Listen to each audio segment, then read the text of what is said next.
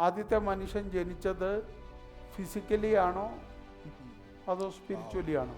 पहला मनुष्य का जन्म क्या शारीरिक तौर पर हुआ था या आत्मा से हुआ था? രണ്ടാം അധ്യായത്തിൽ ഇങ്ങനെ പറയാം.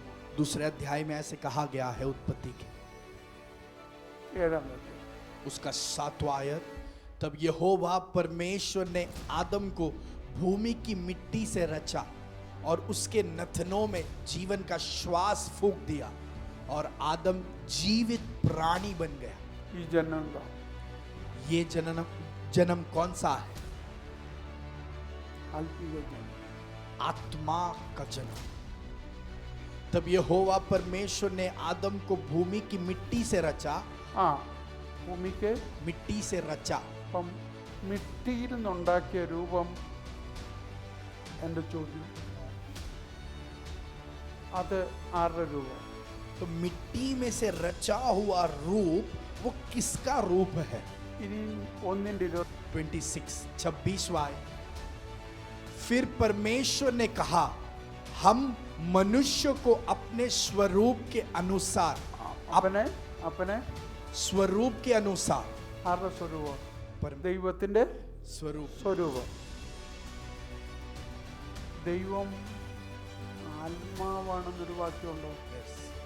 परमेश्वर आत्मा है ऐसे वचन में लिखा गया है. यस.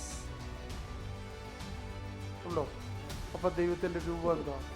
तो परमेश्वर का स्वरूप कौन सा है? ആത്മാവിന്റെ രൂപം എന്താണോ അതാ. आत्मा का रूप कौन सा है? वही परमेश्वर का അപ്പൊ स्वरूप है. ആദമിന്റെ ആത്മാവിന്റെ രൂപം ആരുടെയാ? तो आदम के आत्मा का रूप किसका है? परमेश्वर का. ദൈവം ആദ്യം പറഞ്ഞു നാം നമ്മുടെ സ്വരൂപത്തിലാ സൃഷ്ടിക്കാൻ പോകുന്നത്. परमेश्वर ने कहा हम अपने स्वरूप में उसे बनाने वाले हैं. ആമേൻ. आमीन.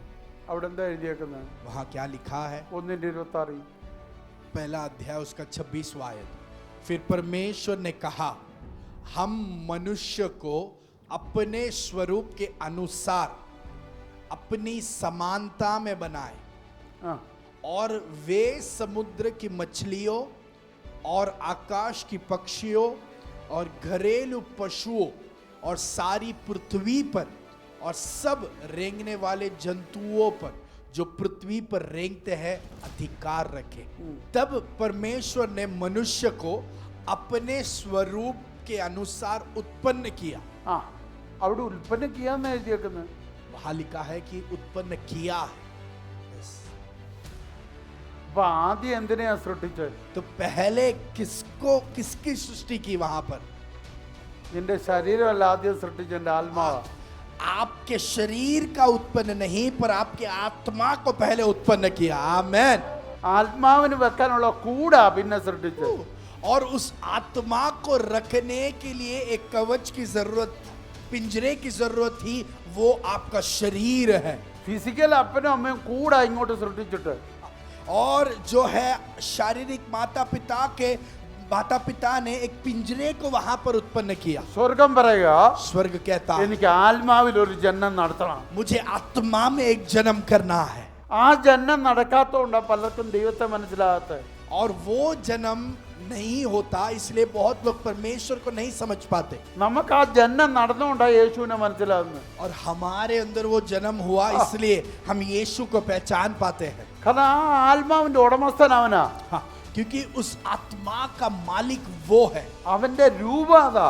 और उसका रूप वो है.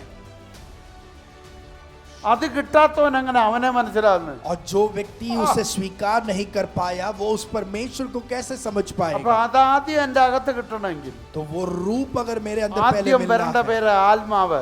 पहले मेरे ऊपर पवित्र അപ്പൊ आत्मा को आना है. ആത്മാവിന്റെ ജനനം ആദ്യം तो നടക്കണ്ടേ. आत्मा का जन्म पहले होना है. वाव. ഇനി എന്റെ ചോദ്യം, अभी मेरा सवाल, സൃഷ്ടിപ്പിൽ ആരാ തുടങ്ങി? सृष्टि का शुरुआत किसने किया? ആദ്യം ദൈവം ആകാശവും ഭൂമിയും. ഭൂമി പാഴായിരുന്നു, ശൂന്യമായിരുന്നു, ആഴത്തിന്റെ മീതെ ഇരുളുണ്ടായിരുന്നു. पृथ्वी बेडोल जो है आदि में परमेश्वर ने आकाश और पृथ्वी का निर्माण किया. पृथ्वी बेडोल और सुनसान पड़ी थी और गहरे जल के ऊपर अंधियारा था. तथा परमेश्वर का आत्मा ആത്മാ जल के ऊपर मंडराता था. പരിവർത്തിച്ചു തുടങ്ങി. परमेश्वर का आत्मा जल के ऊपर അപ്പൊ मंडराता था। സൃഷ്ടിപ്പിൽ तो सृष्टि में പരിവർത്തനം നടത്തുന്ന ആര്? वहां मंडरा रहा कौन था? പരിശുദ്ധാത്മാവ്. परमेश्वर की आत्मा। അപ്പൊ എല്ലാ സൃഷ്ടിപ്പിനകത്തും तो सारे सृष्टि के अंदर ചേഞ്ചസ് വരുത്തുന്ന ആര്?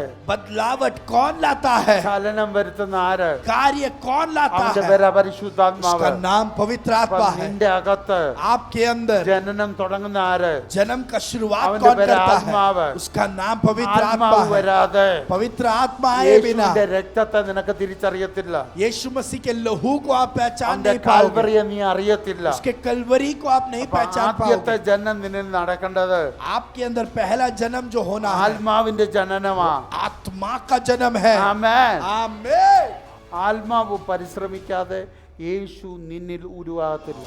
जब तक आत्मा वो आपसे मेहनत नहीं करवाए तब तक आपके अंदर से यीशु उत्पन्न नहीं होगा।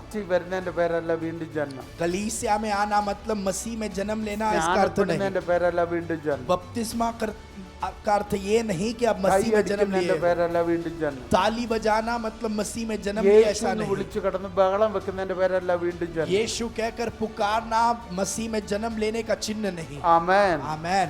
യേശുവിന്റെ സ്വരൂപത്തെ തിരിച്ചറിയത്തക്കവണ്ണം നിന്നിൽ വരുന്ന പരിവർത്തനത്തിന്റെ പേരാണ് വീണ്ടും ജനനം. और यीशु के रूप को आप पहचान पाए उसके लिए जो बदलावट आपके अंदर होती है उसे कहते हैं आपके अंदर मसीह में जन्म लेना। ആമേൻ. आमेन।